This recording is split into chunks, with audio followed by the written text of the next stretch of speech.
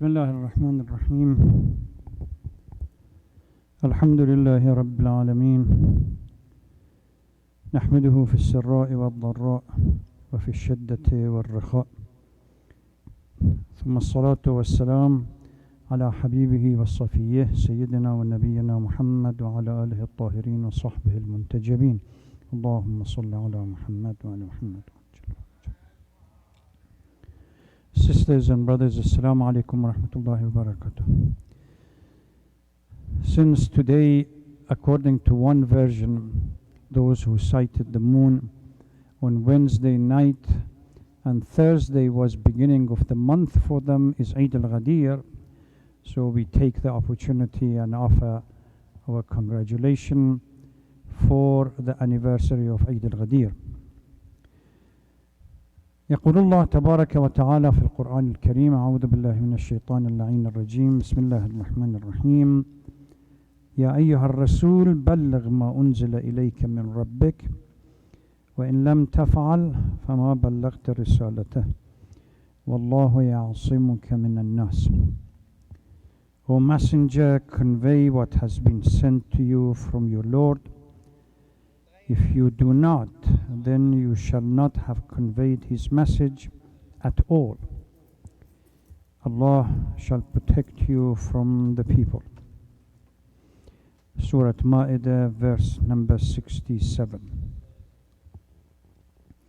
Although there is a consensus between commentators of the Holy Quran, Mufassirin, that this particular verse was revealed during Hajjatul Wada', the dispute that exists is whether it was revealed during Mecca or it was closer to Ghadeer or the pool of Ghadeer.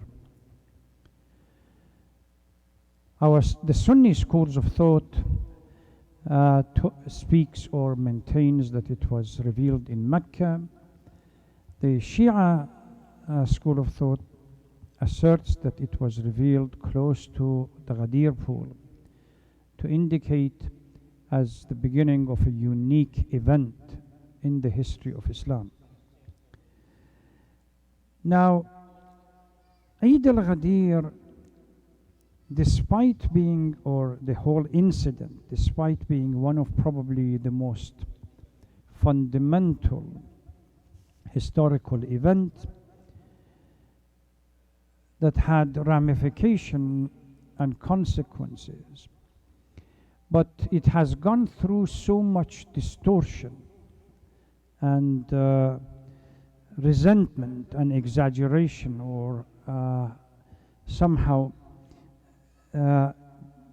contempt from other people, that it has become, it's not an exaggerated claim if we were to say that the story of Ghadeer probably is one of the most distorted story in the Islamic calendar, in Islamic history.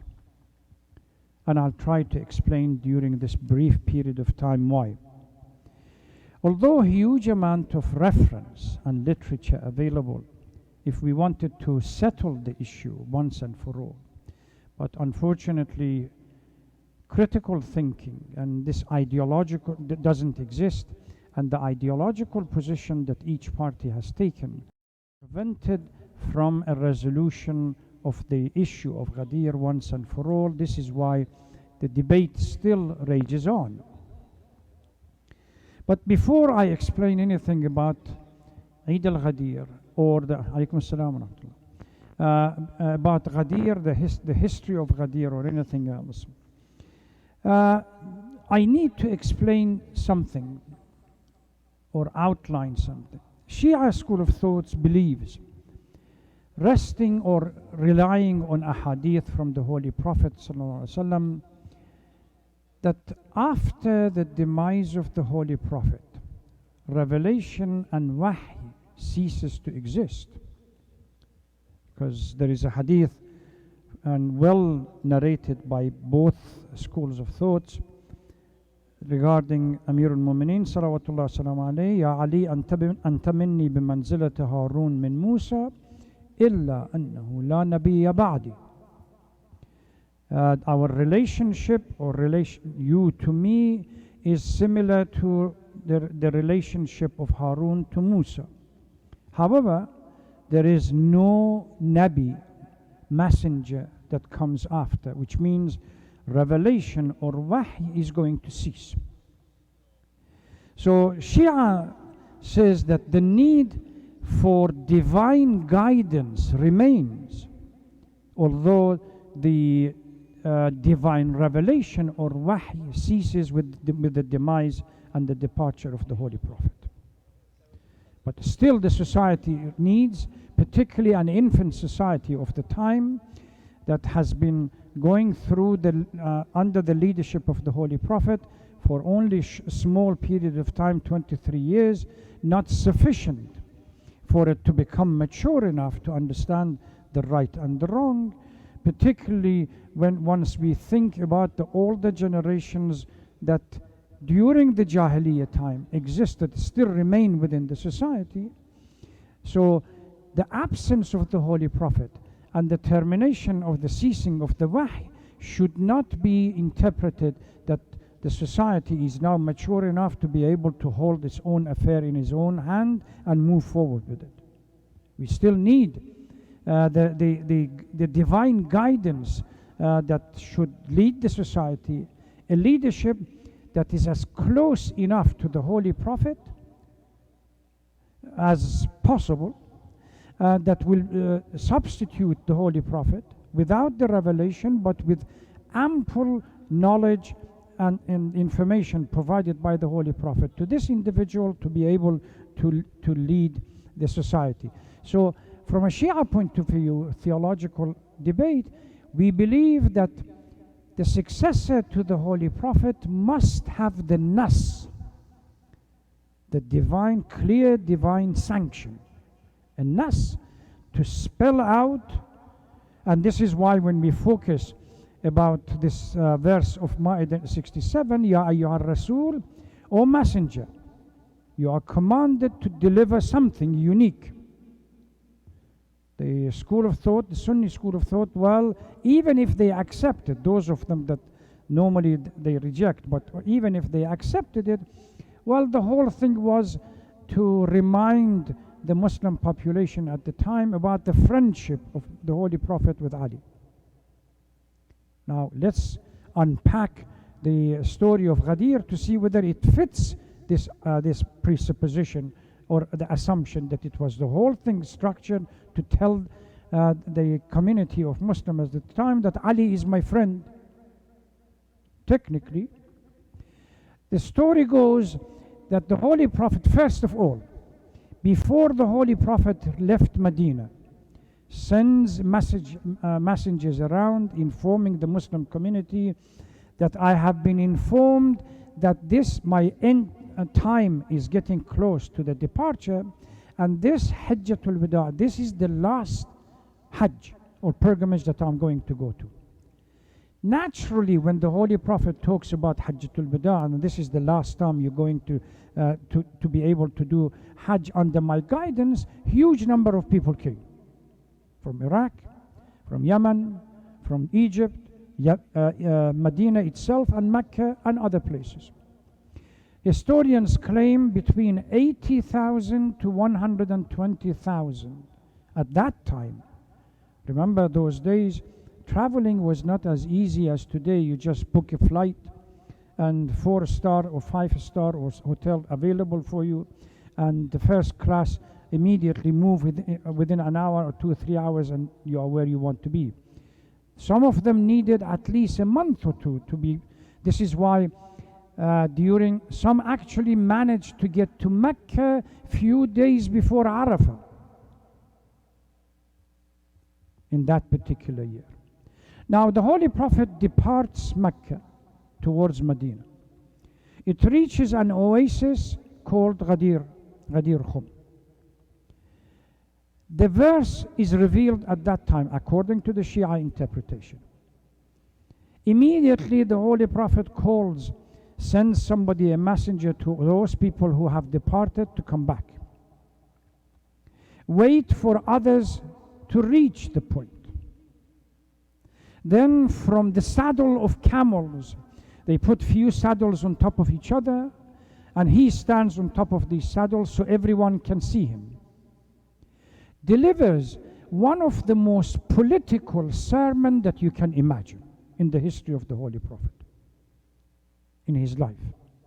He starts from the beginning by asking the community to answer few questions. First, the foundation is his messengerhood, the fact that I'm a messenger from Allah and I have delivered the message. Do you accept or not? Yes.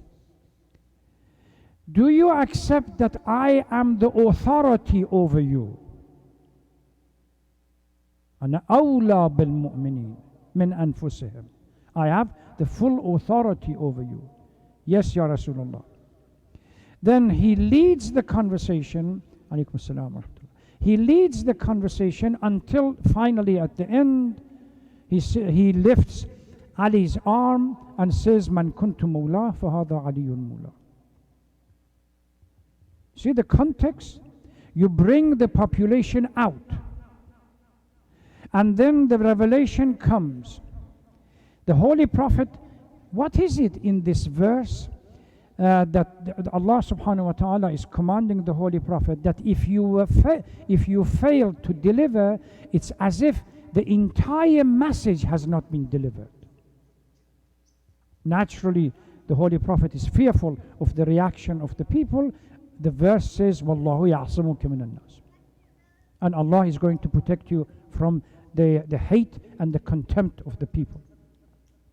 It's not just to say Ali is my friend. Because during his life, the Holy Prophet was saying Ali is Anta minni bimanzalati Harun min Musa, Anta akhi, and all of these ahadith existed. There was no need to organize, to bring the people together, deliver a sermon, a political sermon, and then says that Ali is my friend, or there is a friendship between us. So there was something unique about this, that the Holy Prophet is commanded to deliver, and that was this unique.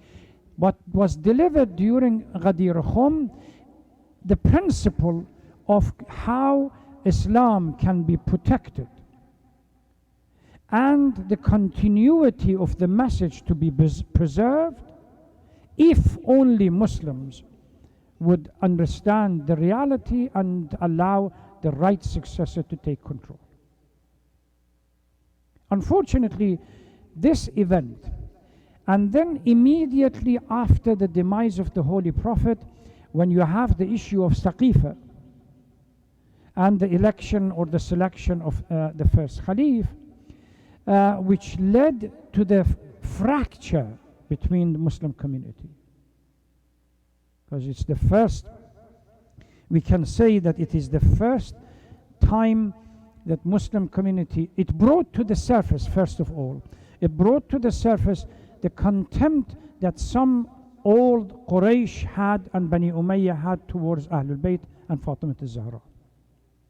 I find it totally inconceivable that the body of the Holy Prophet is laid in the house and the Ahlul Bayt are trying to bury and organize the burial.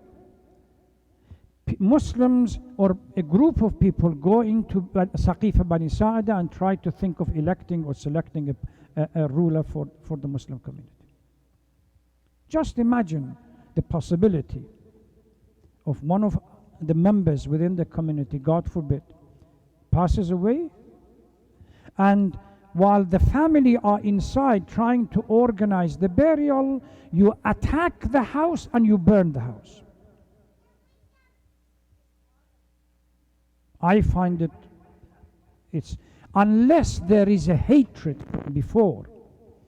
This is the same house that every time the Holy Prophet during his life passed this house would open the door, Assalamu alaikum ya Ahl al-Bayt, reminding everybody, Ali, Fatima, Hassan, Hussein are considered to be Ahlul Bayt. And the Holy Prophet's body is still there, the attack takes place and burning of the door and the miscarriagement of Fatima al-Zahra and everything else that pursued after that. Unless there is a contempt, and we have a number of ahadith that clearly states this, when they say in the debate, Arab are not going to accept. Ali is clearly indicates that there is something wrong with the Arab mentality of Jahiliyyah. Why?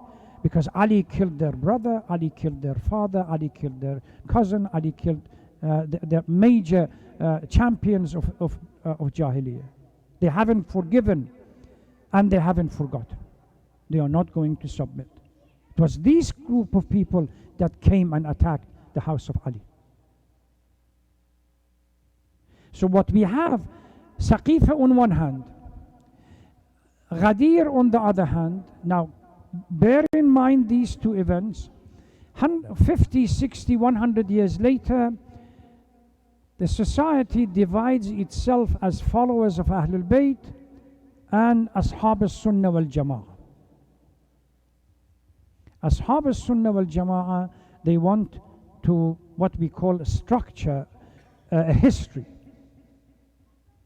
One of the two things they focused upon. One, a smooth, the belief or the assertion that the power from the Holy Prophet to the first Khalif was as smooth as possible.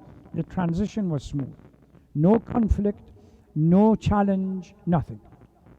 So it's an invention or a unique transfer of power from the Holy Prophet to the first Khalif.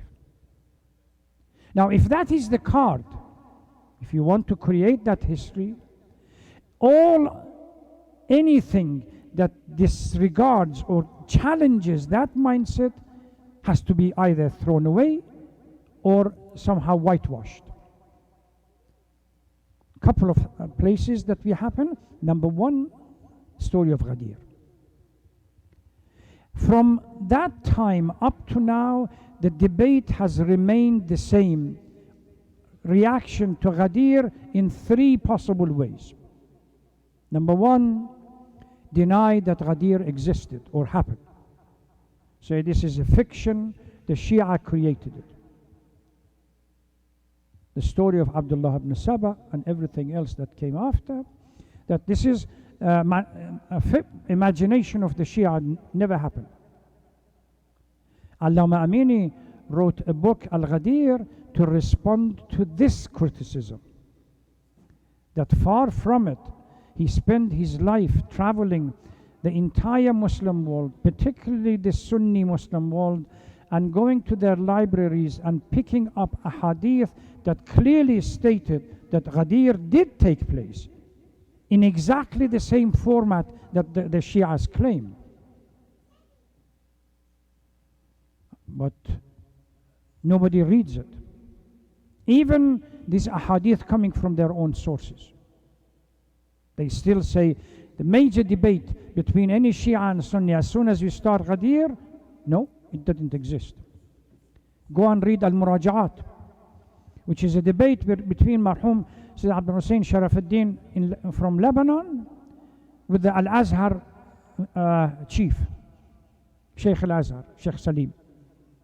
Read it and see how progressively get into one of the issues is the concept of Ghadeer. He questions that Ghadeer actually happened.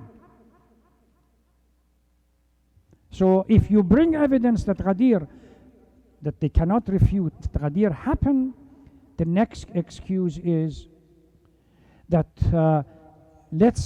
it was to talk about the friendship. Man kuntu mawla fahada aliyun mawla. The word mawla means friend. It doesn't mean authority. The first volume of Al-Ghadir, Marhum Amini spends over 100 pages debating that, what we say in English language, the etymology of the word mawla in Arabic languages. And exactly what does it mean? And what's the context? Please read it. So the first question is deny. Number 3 is an ideological position. No matter how much proof you bring to the current mindset of the Ahl Sunnah wal Jama'ah, they are not going to accept. Why? Because the constructed reality for them rests on few things. Number 1, the Holy Prophet did not appoint a successor by denying Ghadeer. Number 2, this notion of the fact that transition of power was in full agreement. Even Ali, immediately as soon as Abu Bakr was elected, Ali went to the mosque and swore allegiance and gave bay'ah. I told you the whole early history of Islam has gone through so much distortion and fabrication, because after nearly 100 years, when Ahl Sunnah wal Jama'ah decided to construct a history for themselves, they realized that if they were to rely on the early sources that clearly states this is what the Holy Prophet did and this is what happened after, I was surprised. I think few years ago, there was one of the Imams of Al-Azhar that became speaker, and he went around in Masjid Ras al-Hussein and other places and gave lectures, Sha'rawi. He actually admitted, and I was surprised that a Shafi'i Imam finally admits that what happened in the early history of Islam was nothing but atrocity and vicious attack against the right of Ahlul Bayt, and particularly Ali and Fatima. So, number 1, you construct a house. That house or history, that house rests on certain foundation. The foundation is first, that the Holy Prophet did not appoint a successor, or Allah. Number two, that the transition of power from the Holy Prophet to the first Khalif was as smooth as possible. The invention of a new reality. And hadith were created, fabricated to simply prove that point of view. So what should we do now? Certainly we are living in a cosmopolitan society that we have Shias and Sunnis living side by side. Debate about Ghadeer by bringing in a hadith is not going to change the reality, because it's an ideological position that they are not going to change. So how do we deal with it? Either we have to change the discourse and move it towards what we call an sociological approach to ask questions. We have a Holy Prophet. Holy Prophet, let's call what he did a revolution, a revolutionary leader. What do we need for the revolution to continue and sustain itself and protect itself after the demise of the founder? We live, you might not be old enough to remember, but few of us, the more mature members of the community, we still remember the debate regarding Soviet Union, China, if you have read them, Bolshevik Revolution, etc., etc. And even you don't need to go that far. 1979, the Islamic Revolution in Iran. The same question came up. How can this revolution sustain itself after the demise of its leader? The consensus was, you need a character close enough to the founding figure that embodies those values and fights for the sustenance of that revolution. Same thing happened, same debate in other. So Islam comes in a Jahiliyyah mindset, Jahiliyyah society. The Holy Prophet struggles for 23 years, but this 23 years is not enough to completely change the society. Can somebody or group of people who are still under the influence of Jahiliyyah mindset lead the society into a unique, sustain it towards the value and the goal that the Holy Prophet wanted to go? Certainly not. You might be able to succeed in the debate here. Otherwise, focusing on ahadith, because it's not a matter of fact or ahadith. Ahadith are there all the time. They just ignore it. They don't want to know anything about it. It's not. So how do we deal with ideological positioning of we have is not to get into the debate in the first place. And if you want to get into a debate, please go and read. Strengthen your position as far as understanding the history. Go and read Al-Murajaat. Go and read Al-Ghadeer. The original book was in Arabic. Murajaat was in Arabic. Debate between two Arab scholars. A Shia scholar from Lebanon and Sheikh Salim from Egypt. This is a language that you are familiar with. For the others, the translation in English is available on alislam.org. You can go at Murajaat, and now it has been translated even into Farsi for Brother Shabani. You can go and read it and see that the pattern of question hasn't changed from, say, 200, 300 or 400 after the demise of the Holy Prophet. It's still the same thing. During the life of Amir al-Mu'mineen as a Khalif in Kufa, delivers a speech regarding his right. And there are 6 or 7 at least people present in the audience that they were present during Ghadeer. So Ali calls them by name. Don't you remember?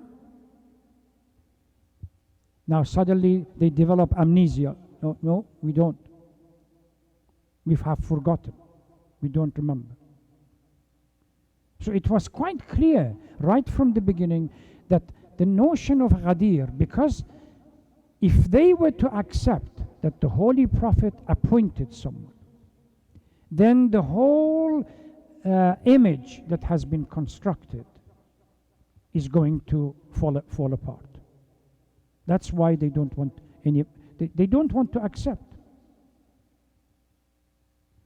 In the past, not these days that Wahhabis are in control of everything in Mecca or Medina, in the past there was a habit where Shia scholars traveled from Najaf, particularly grand scholars, whenever they went to Hajj, the scholars of, say, Masjid al-Nabi or Masjid al-Haram would organize a meeting, debate and discussion between themselves, between two major figures of the two worlds.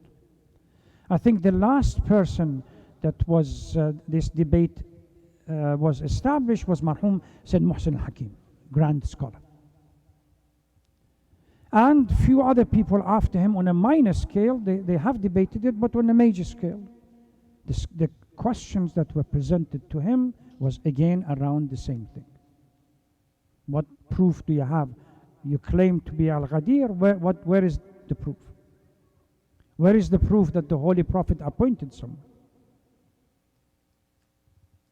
And there are so many ahadith that transition took place without any challenge. Even to the point that they say Ali was so in a rush to go and swear allegiance that he didn't put his clothes on properly. And these are available online. So what you really need to do is first to equip yourself with the knowledge, but try not to get into, because they are not going to accept facts. The way we can do work as a community and bring everyone together is, irrespective, we agree to disagree. We have our version of history, and you have your version of history. So long as there is a reciprocal respect for each other, you stick to your own understanding of history, and we stick to our own understanding of history.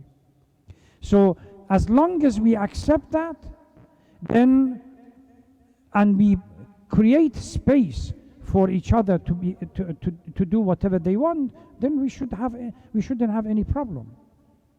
We can, if we are prepared to work with the Jews in this country, with the Christians in this country, with agnostic in this country, with even those who are atheists in this country, based on issues that, what we call social issues that we have in common.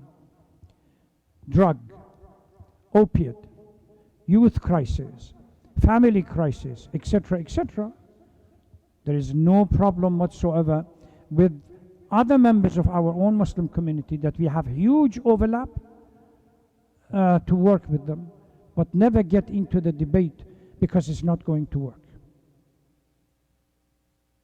So Ghadeer, for us, the Shia, is the most critical, foundational part of history that if it were to have been implemented and successor of the Holy Prophet, the one that the Holy Prophet chose to have been the successor, we would not have had any problem whatsoever. The fracture wouldn't have taken place. By the way, those of you who are academically inclined, there are a number of research discourse by Western academia these days regarding Al-Ghadeer. Oxford professors, there is one brother, Rizvi, that wrote his PhD dissertation at the University of Edinburgh, specifically focusing on the concept of succession. Maidlung, the German professor at Oxford, wrote a book on Alfred Maidlung that calls the successor to Muhammad. It's a huge book. And the number of others that are available.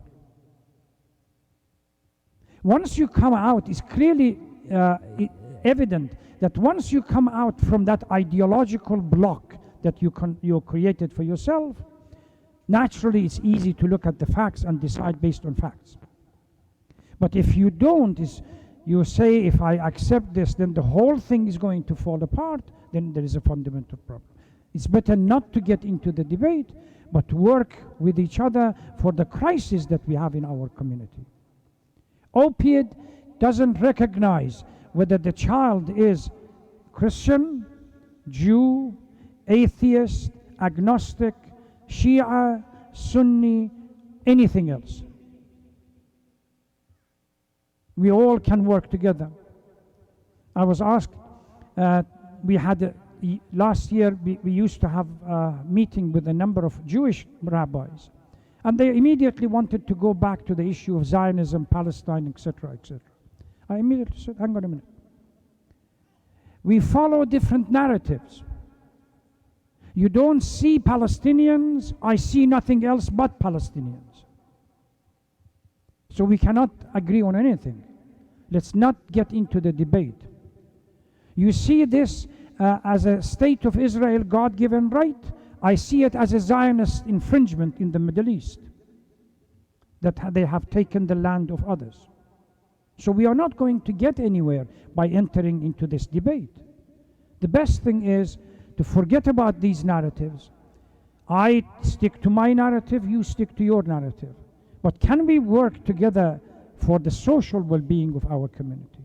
If we can, let's start from there. And I believe the debate between the unity between Shia and Sunnis, it doesn't mean conversion of the Shias into Sunnis or the Sunnis into Shias. It's not going to happen. Why? Because each one has a unique ideological position that they are not going to shift. So forget about this kind of unity. It's a misconception if somebody believes that unity between Shias and Sunnis is necessary of conversion between one and the other.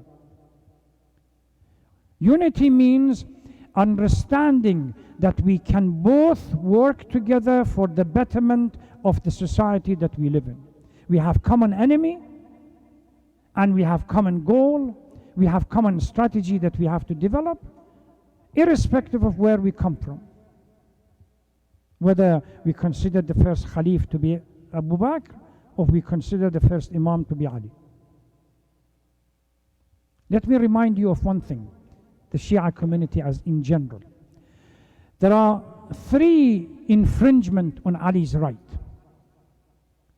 On his personal right, that he, in Khutbah Shaykh clearly stated that after the demise of the Holy Prophet, I accepted the harm on myself as long as the benefit came for the Muslim community.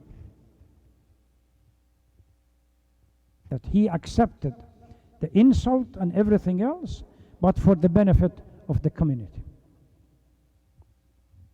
Is he okay? Number 2, again, the atrocities for his children, other Imams, they killed, poisoned, destroyed, etc., etc. For them, they have passed. You only need to look at Muawiyah. Where is his tomb? God knows. There's some quiet corner in the middle of Damascus that full of trash and everything else. And look at Ali. Yazid, nobody knows where is his burial place. Look at Hussein. And so on and so forth. The third one, which is the critical issue, the most damage is done by the Shias towards Ali. Why? When we claim that we represent Ali, we are the followers of Ali, but nothing in our lifestyle represents the values of that Ali stood for. That is the fundamental problem. If we are not prepared to shift our lifestyle and say, okay, how can we get it close to the lifestyle of Ali? Then there is a fundamental problem. Debate, epistemic debate and debate for the sake of debate is not going to produce anything. Let me stop here and allow if you have any questions.